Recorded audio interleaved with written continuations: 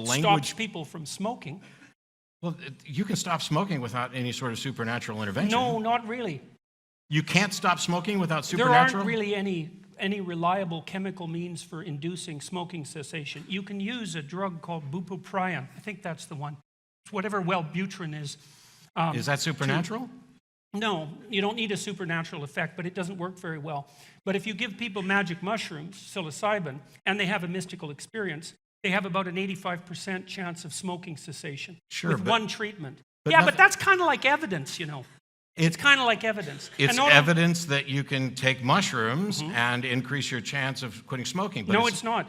It's indication that if you take mushrooms and you have a mystical experience, you'll stop smoking, because it doesn't work if you don't have if you take mushrooms and you have an experience that you describe as mystical, then you'll increase your chance of smoking. But that doesn't tell me whether or not there was something to this notion that they had an experience that was supernatural in any sense. Well, it's not definitive evidence. It's not evidence at all. Oh, sure it is. Oh, sure it is. No. How is it? Wait a second. Wait a second. That's wrong. Okay. It is evidence. So, because look, no, he's right. You want to speak, He's right. you want to think through this skeptically. Okay, you have a pharmacological substance, it's psilocybin. You give it to people who are trying to quit smoking. The psilocybin doesn't directly have an impact on the smoking behavior. It has to elicit what's described subjectively as a mystical experience. And you can get physiological indicators of that mystical experience. And you might say, well, that's not enough to prove that it's a mystical experience, but, you know, you're conscious and I accept that. It's like you accept all sorts of things without being able to demonstrate their validity on every possible objective, with every possible objective criteria. So don't get in too much of a hurry. It's a serious issue.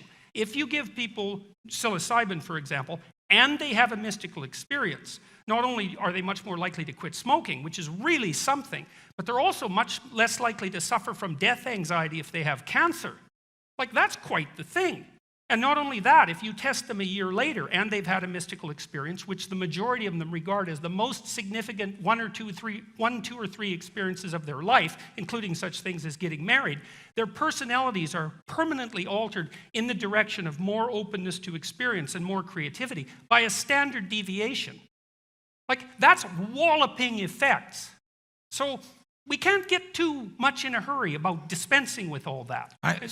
Skepticism, as I repeatedly point out in the show, is not about cynicism. It's not about debunking. And I'm not saying that there is no supernatural and that there is no mystical experience. What I'm saying is, the thing that people subjectively describe as, I had an incredibly impactful mystical experience, whether it comes from taking a pharmaceutical, whether it comes from attending a revival church service or hearing a particular preacher, whether it comes from having a particularly impressive sexual experience, all of those things, that is the subjective description of that, which may be because of limitations in language, that they don't have any other. This is the language that infuses culture, so that we have to use that to describe it. But that doesn't in any way serve to confirm that there is any sort of supernatural realm or any sort of supernatural actor. Well, it depends on how you define supernatural.